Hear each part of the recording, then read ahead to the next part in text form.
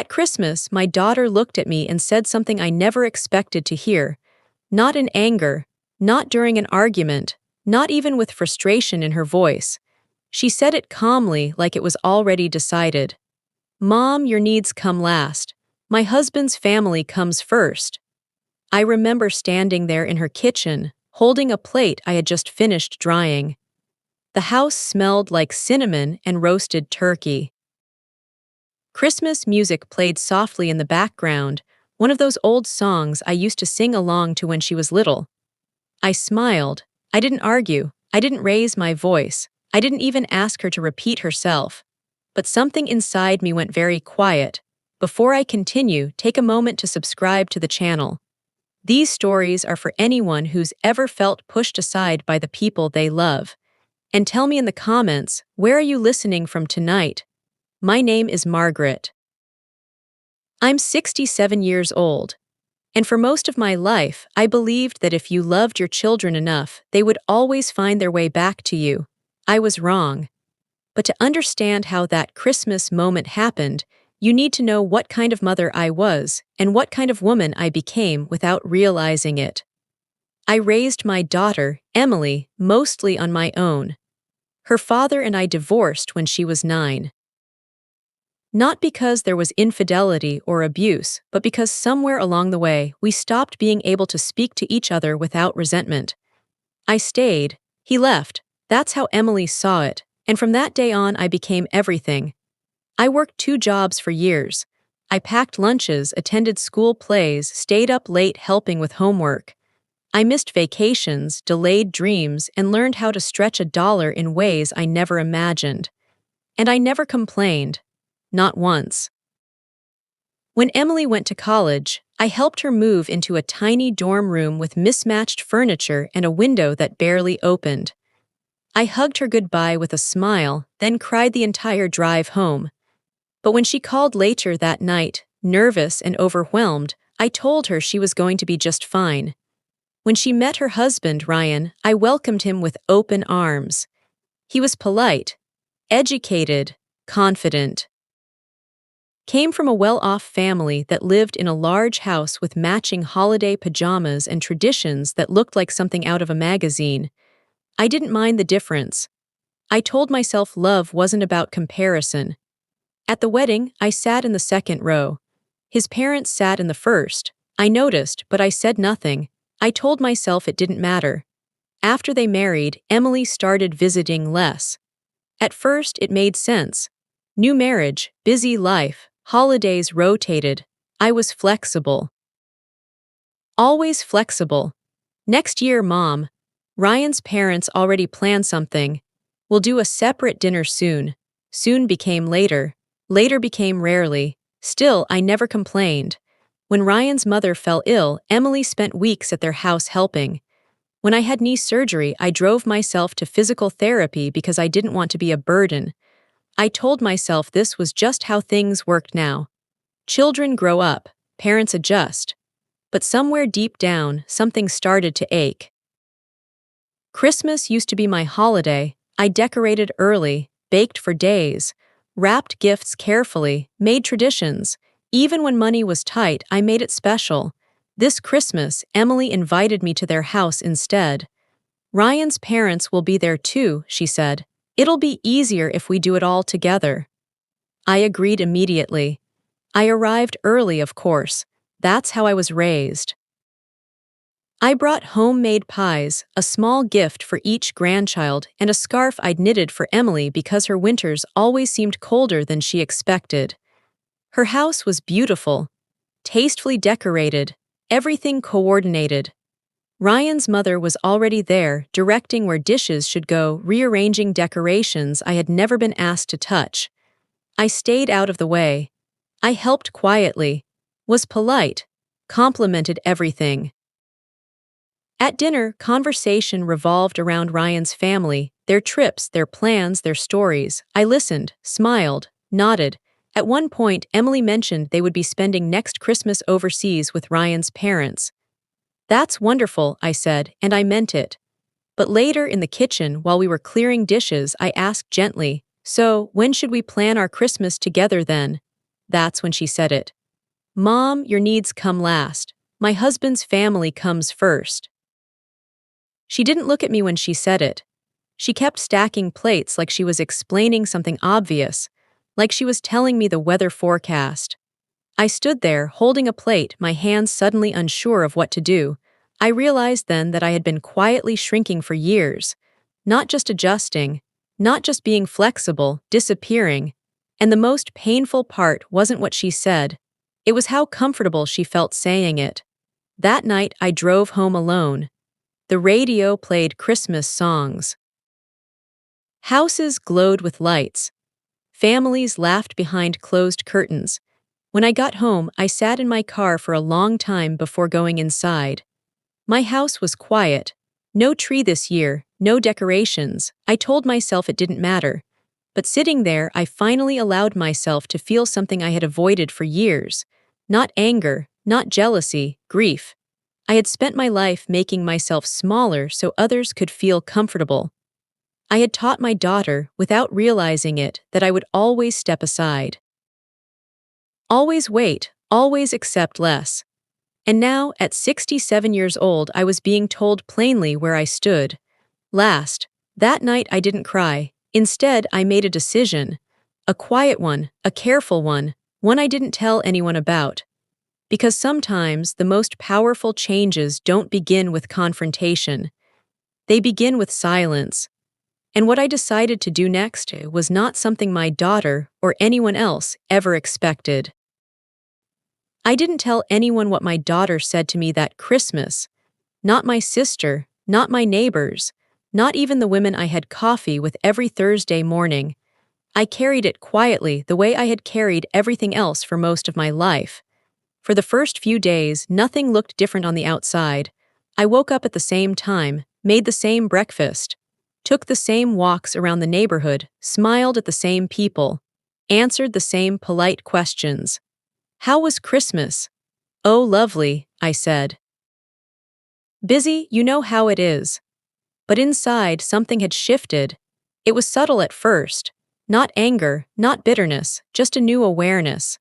Like realizing a room you'd lived in for years had been slowly shrinking, inch by inch, and you had only just noticed how little space you had left. I replayed her words in my mind more times than I care to admit. Your needs come last. Not sometimes. Not this year. Last. And the more I thought about it, the more I realized how carefully I had trained everyone around me to believe that. I had been the one to say, "It's fine." The one to say, "Don't worry about me."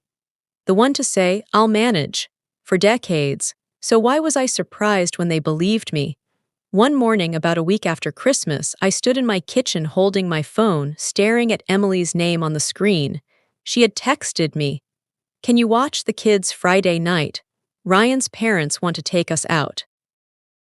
No greeting, no question about how I was feeling, just an expectation. My fingers hovered over the screen. Old me would have replied instantly, "Of course, I'd love to, whatever you need." Instead, I set the phone down. I didn't ignore it. I didn't feel offended. I just waited. An hour passed, then two. Finally, I picked up the phone and typed something I had never sent before. "I'm not available Friday night. I hope you have a nice evening." I read it 3 times before sending it. My heart raced like I had done something wrong. She didn't respond right away. When she finally did, it was short. "Oh, okay, that was it. No follow-up, no concern, no curiosity." And oddly enough, that hurt less than I expected. Because for the first time, I wasn't disappointed by her reaction. I was simply observing it. Over the next few weeks, I started noticing patterns I had ignored for years. How often plans were made without asking me, only informing me. How help flowed in one direction. How my presence was assumed, but my absence was barely questioned. And instead of trying to fix it, I stopped. I stopped filling the silence. Stopped offering explanations. Stopped rearranging my life to make things easier for others. Not dramatically. Quietly. When Emily called and spoke mostly about Ryan's family, I listened politely and didn't redirect the conversation back to myself. When holidays were discussed, I no longer suggested alternatives. I let things be exactly as they were, and in that space, something unexpected happened. I began to notice myself again. I noticed how tired I had been, not physically, but emotionally. How many years I had lived in a constant state of readiness, waiting to be needed. Without that role, my days felt strange at first. Empty, then peaceful. I started taking longer walks, not for exercise, but just to wander. I signed up for a local art class, something I had wanted to do years ago but never felt justified spending money on. On the first day, I sat at the back of the room, unsure of myself, my hands stiff as I held a pencil. The instructor smiled and said, "There's no wrong way to begin." Something about that sentence settled deep inside me. At home, I made small changes. I moved furniture, gave away things I had kept just in case someone needed them. Cooked meals I liked instead of meals that reheated well. I stopped saving the good dishes. I used them. Emily noticed the changes, of course. She asked once casually, "You seem busy lately." "I am," I said. She didn't ask with what. She assumed, I think, that whatever it was would move aside if she needed me, but I was done assuming the same about myself. One afternoon, she stopped by unannounced. I was out. When I called her back later, she sounded slightly irritated. "I came by earlier." "I was at my class," I said. "Oh, I didn't know you were taking a class." I smiled to myself. "You didn't ask." There was a pause on the line. "Well," she said, "I just thought," and she stopped. I didn't finish the sentence for her. I didn't reassure her. I let the silence sit there, heavy and unfamiliar. Something changed after that, not immediately, but slowly. She began asking before assuming.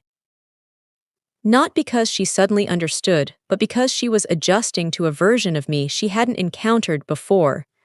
A version that didn't rush, didn't explain, didn't bend automatically. And the truth is, I wasn't doing any of this to punish her. I wasn't trying to teach her a lesson. I was simply stepping back into my own life. One evening, as I sat alone in my living room, a thought crossed my mind that surprised me. What if this is enough? What if I didn't need an apology, or acknowledgement, or validation? What if the real change wasn't in her behavior, but in my willingness to accept less than I deserved? That question stayed with me, because deep down I knew something else was coming. Not confrontation, not drama, but a moment where I would have to decide whether I truly believed what I had started living, and whether I was strong enough to let go of the version of myself that had always come last. The call came on a Tuesday afternoon. I remember it clearly because Tuesdays had become my favorite day of the week. Art class in the morning, a quiet lunch at home, a long walk afterward if the weather allowed. My phone rang while I was rinsing my paintbrushes in the sink. "Emily." I hesitated before answering, not out of fear but out of awareness. I had learned to pause now, to notice what I felt before reacting. "Hi, Mom," she said quickly. Too quickly. I dried my hands on a towel. "Hi, Emily." There was a brief silence, then she sighed. "I need to ask you something." I waited. "Ryan's parents are coming into town this weekend," she said. "There's a situation." That word again, situation. It usually meant plans had already been made and I was being informed after the fact. "What kind of situation?" I asked calmly. "Well," she said, lowering her voice, "his father's not feeling well. Nothing serious, but his mother doesn't want to manage everything alone. And we have a dinner planned Saturday night that we can't cancel." I could hear the direction this was heading. "We were hoping," she continued, "that you could stay with the kids overnight just this once. It would really help." I leaned against the counter and closed my eyes. In the past, this would have been simple. I would have rearranged my schedule without a thought, canceled my class, moved my life aside, but now I felt something else. Not resentment, clarity. "I can't," I said gently. There it was. The sentence that used to feel impossible. Silence filled the line. "You can't," she repeated. "No," I said, "I already have plans." What kind of plans? She asked, and there it was, the subtle disbelief. The assumption that my plans were flexible, optional, less important. My plans, I said simply. Another pause.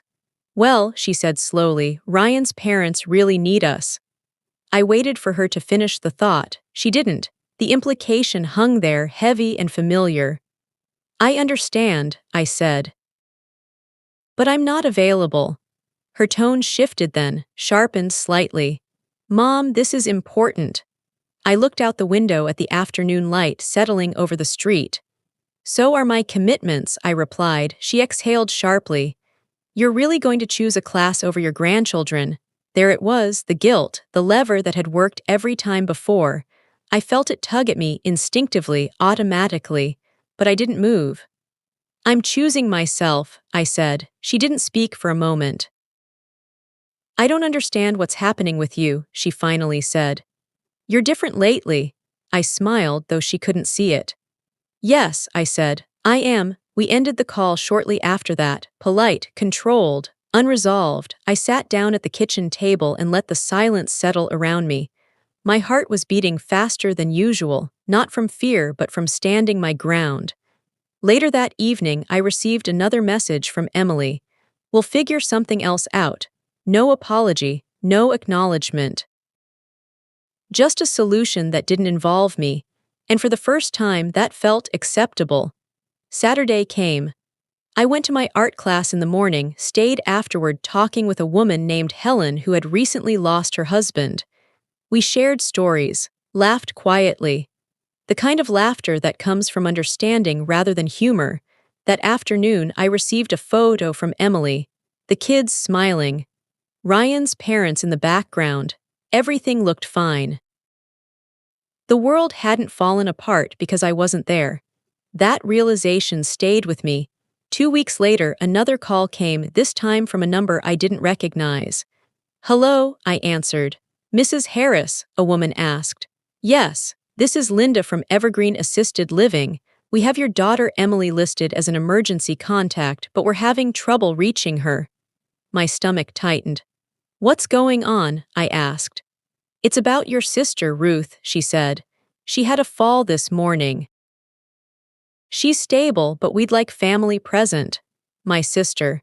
Emily had insisted on being the emergency contact years ago, saying it was easier since she lived closer. I'll be there, I said. At the facility, Ruth was conscious, embarrassed more than hurt. She squeezed my hand and whispered, I'm fine, just clumsy. Emily arrived 20 minutes later, flustered. I'm sorry, she said quickly. I was in a meeting. I didn't hear my phone. I nodded. We sat together while the nurse explained the next steps. As we waited, Emily glanced at me. You handled everything really well, she said. Thank you for coming so fast. I looked at her, seeing her clearly in a way I hadn't before. I didn't come because I was the backup, I said calmly. I came because I'm her sister. She frowned slightly. I know that. Do you? I asked gently. She didn't answer. A few days later, Ruth's lawyer called me. Apparently, she had been updating her will. She wanted to discuss something with me.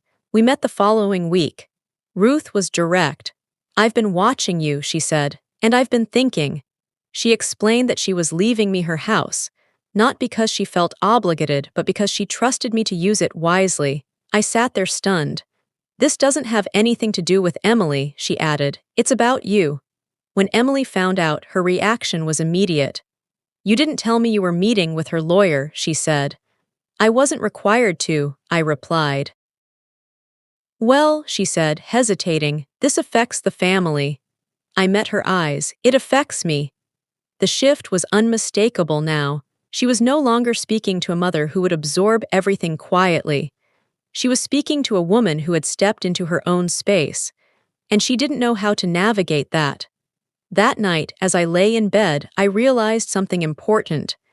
This wasn't about winning, or teaching lessons, or being right. It was about deciding, truly deciding, whether I would continue living as someone who came last, or as someone who finally understood her own worth. And soon, that decision would be tested in a way I couldn't ignore. Because the next conversation with my daughter would require something I had avoided my entire life: honesty. And once spoken, it could not be taken back. I didn't plan the conversation. That's the truth. I didn't rehearse it in front of the mirror. Didn't write notes. Didn't practice what I would say if she cried or if she got angry or if she dismissed me again. I had spent my entire life preparing myself for other people's reactions. This time I decided not to. The moment came quietly, the way most important moments do. Emily asked if she could come by one afternoon.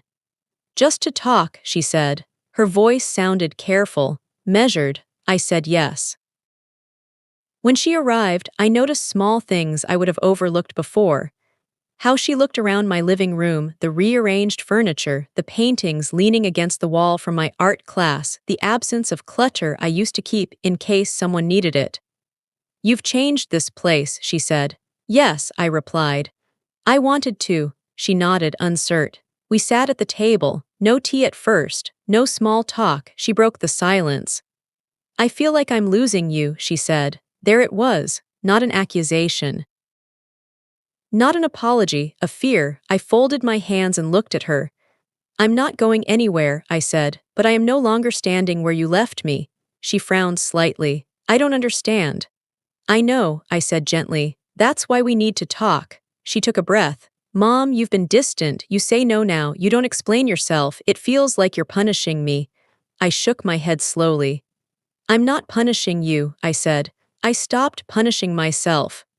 Her eyes widened just a little. "That was new," I continued. "For years, I made it easy for everyone to place me last. I filled the gaps, took the leftovers, accepted the silence. I told myself that was love." She opened her mouth to speak, but I raised my hand, not sharply, just enough to ask for space. "Please let me finish," I said. "I've spent decades listening. I need you to listen now." She nodded. "At Christmas," I said quietly, "you told me my needs came last." She looked down. "You didn't say it in anger," I continued. "That's what hurt the most. You said it like a fact, like something I should already know." Her voice trembled. "I didn't mean." "I know what you meant," I said. "You meant that your life is full, that you're pulled in many directions, that your husband's family takes priority because that's how marriage works." She looked relieved, like she thought I had just justified her. "But here's what you didn't see," I said. She looked up. I heard that sentence as confirmation of something I had been feeling for years. That my role in your life was no longer that of a mother, but of a convenience. Her face flushed. "That's not true." "Then tell me," I said calmly, "the last time you asked me how I was and waited for the answer." She went quiet, not defensive, not angry, searching. "I don't keep score," I said. "I never have, but that doesn't mean I don't feel." She swallowed hard. "I didn't realize," she whispered.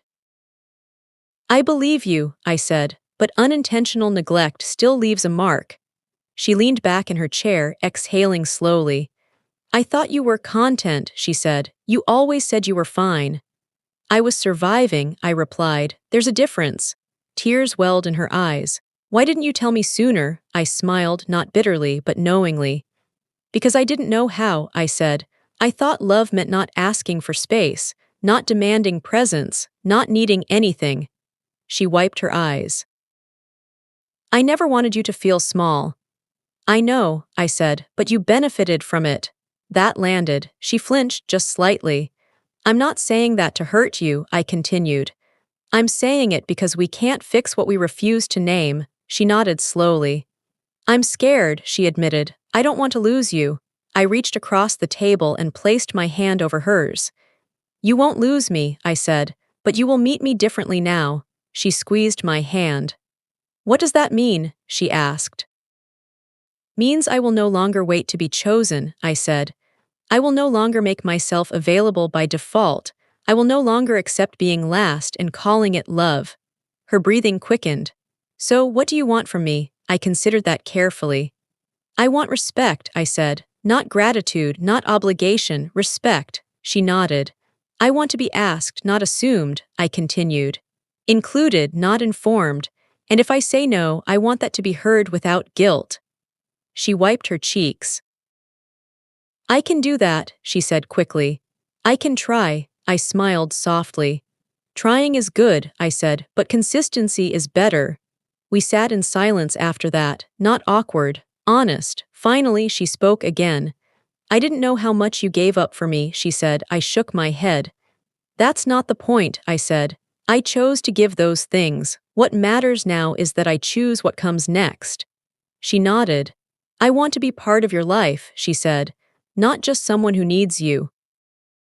That's a good place to start, I replied. When she left, she hugged me longer than usual. I love you, she said. I love you too, I replied. That hasn't changed. After she drove away, I sat alone at the table for a long time. My heart felt heavy, but not broken.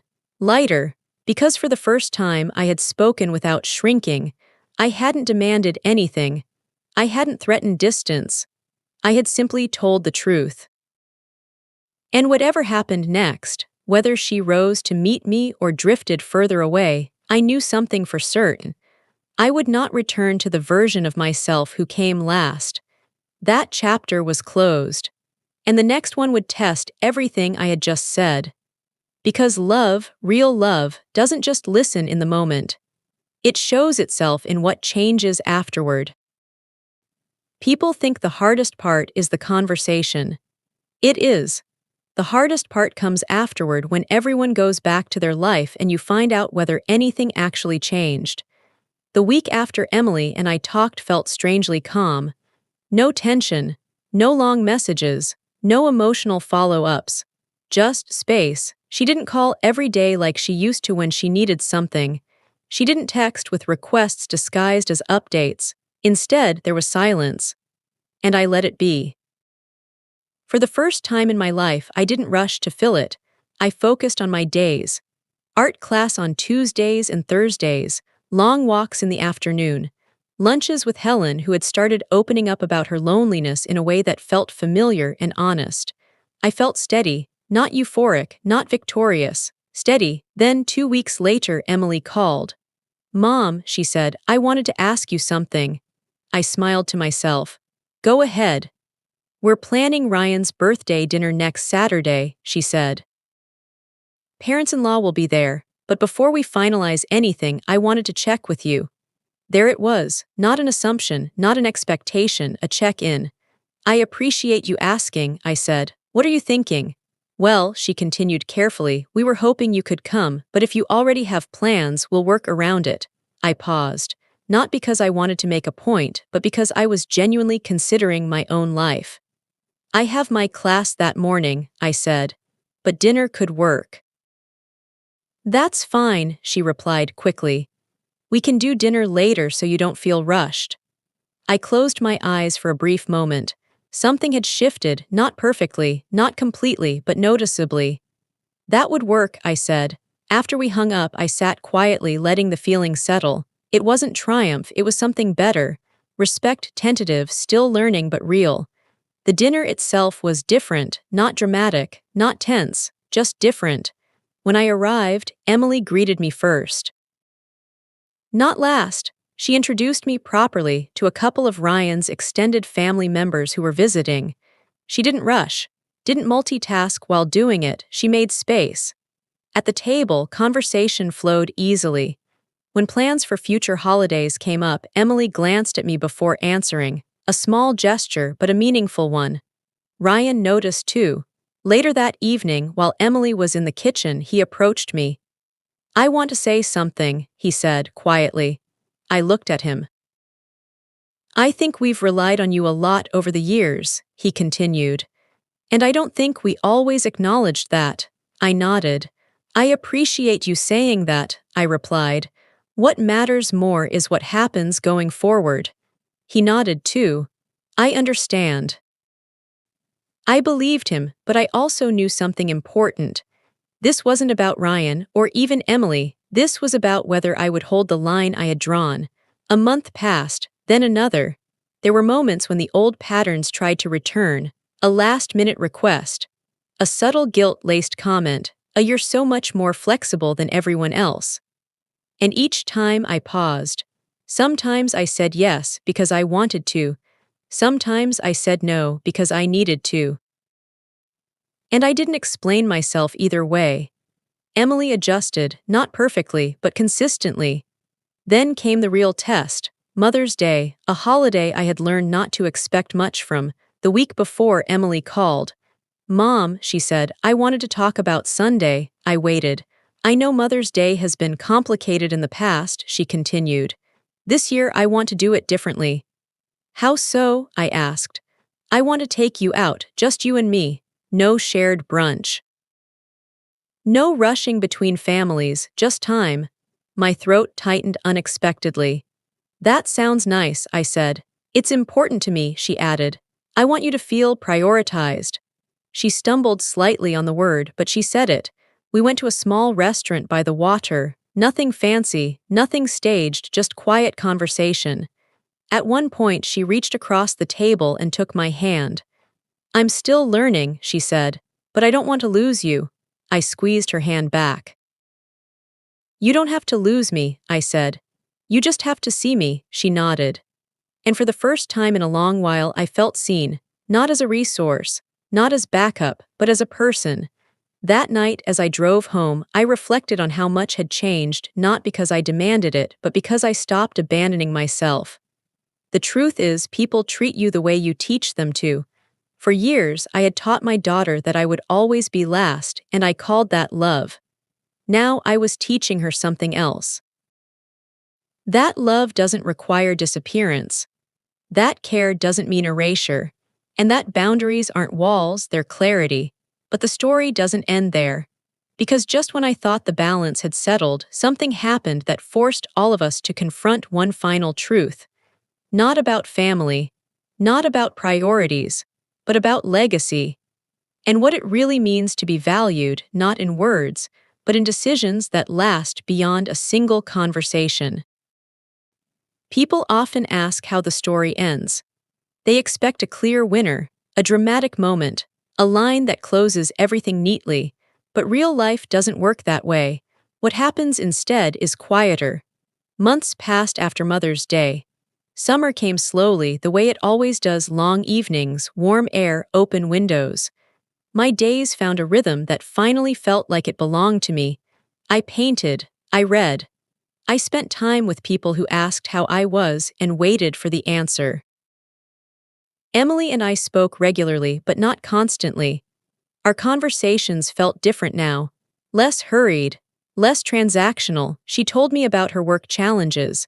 I told her about a painting I was struggling with. Sometimes we laughed. Sometimes we sat in comfortable silence. And sometimes we disagreed. But even that felt healthier than the quiet imbalance we had lived with for years. Then one afternoon, Ruth called. Her voice sounded tired. "I need to talk to you," she said. "Not about the house, about me." I drove over that evening. She had aged noticeably since her fall. Still sharp-minded, still direct but slower. "I'm not afraid," she said, sitting at the table. "But I'm realistic." I listened. "I've finalized everything," she continued. "The house, the accounts, all of it," I nodded. "And I want you to promise me something," she said. "What's that?" "That you won't let anyone guilt you into changing your plans." I smiled softly. "I won't," I said. "I've learned that lesson." She reached across the table and squeezed my hand. "I watched you for years," she said. "Always giving, always adjusting. I worried you'd disappear before anyone noticed." I felt a lump in my throat. "I noticed," I said quietly. A few weeks later, Emily called again. "Mom," she said carefully, "Aunt Ruth asked me to come by." "Yes," I said. "She told me." There was a pause. "She mentioned the will," Emily continued. "I want you to know I'm not upset." I waited. "She explained why she made the choices she did," Emily said. "And I understand." I exhaled slowly. "That means a lot," I replied. Then she added something I didn't expect. "I realized something after talking to her," Emily said. "I've been so focused on building my life that I forgot you already lived yours." That sentence stayed with me. Because it told me something important. She wasn't just adjusting her behavior, she was adjusting her perspective. Ruth passed away quietly that autumn. There was no drama, no conflict, just a peaceful ending to a long life. At the small memorial, Emily stood beside me. She didn't rush off to manage other people's expectations, she stayed. Afterward, as we walked to our cars, she said, "I don't want to repeat old patterns." "Neither do I said. Life continued. That's the truth most stories leave out. It didn't become perfect, but it became honest. There were still holidays to navigate, still moments of tension, still choices to make. But the difference was this: I no longer disappeared inside those moments.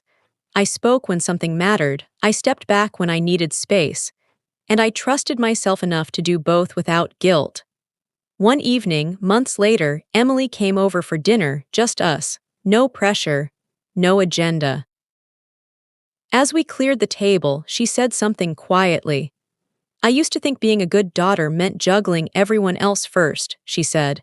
"Now I realize it also means not taking you for granted." I looked at her. "That's a lesson some people never learn," I said gently. She smiled. "And some mothers never teach," she replied. We both knew what she meant. As the years passed, my life grew fuller in ways I never expected. I held my first small art exhibit at the community center. Nothing grand but mine. I traveled, not far but enough. I built friendships that didn't depend on usefulness. And most importantly, I stopped waiting for permission to matter. Emily and I found our balance. Not because I demanded it, not because she was forced, but because I stopped shrinking and she learned to meet me where I stood. Looking back now, I understand something clearly.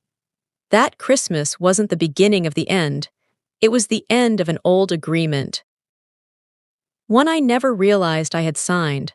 The agreement that said my needs could always wait. That love meant self-erasure. That silence was safer than honesty. Breaking that agreement didn't destroy my family. It saved my sense of self.